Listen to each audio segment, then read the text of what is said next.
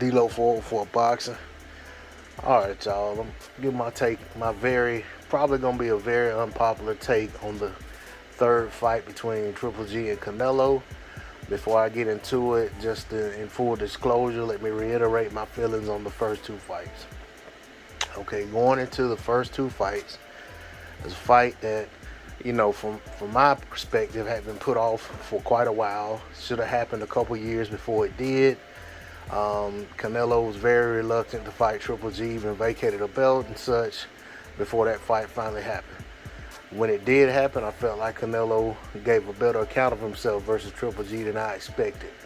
I did have Triple G winning that fight, but I came away from the fight very unimpressed with both guys, because going into the fight with everything that was being said about the fight between both fighters, everything being said about the media, I expected these guys to come out and really just put it all out there on the line.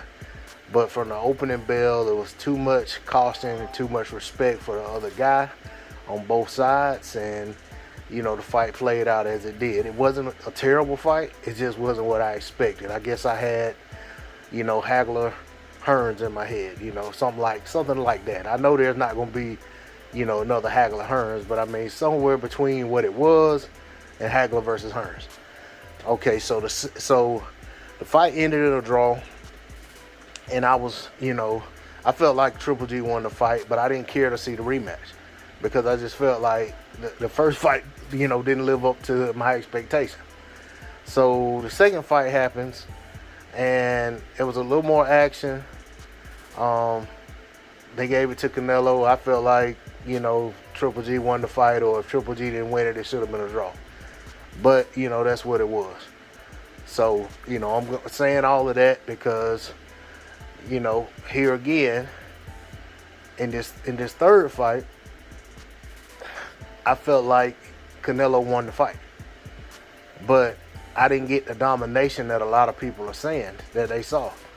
I felt like the first round went to Triple G. It was pretty uneventful, but I gave it to Triple G behind his jab. Canelo was swinging wildly and missing, although the talking heads were acting like he was connected on some of these shots. But then I gave Canelo seven rounds in a row. You know what I'm saying? I gave Canelo the second, the third, the fourth, the fifth, the sixth, seventh, and the eighth. And then I gave Triple G rounds 9 through 12. Canelo, the domination would have been in the middle rounds. Yeah, he did dominate the middle rounds, but overall, I felt like by round 9 he had done. He was pretty much done. He was trading water in a way, and Triple G started to come on. He finally realized the sense of urgency that he was in. I felt like he hurt Canelo. I think it was round 9 or 10, but wasn't able to capitalize on it. And I felt like Triple G finished the fight strong. That said, like I said, Canelo rallying off all those rounds in a row, he won the fight. I had it 7-5 for Canelo.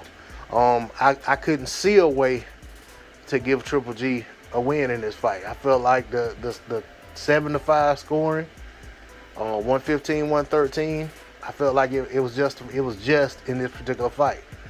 But I know I'm in the minority because a lot of people just, whether they actually saw the fight or whether they just saw highlights or whether they just heard it or whether some actually watched the whole fight or whatever it was.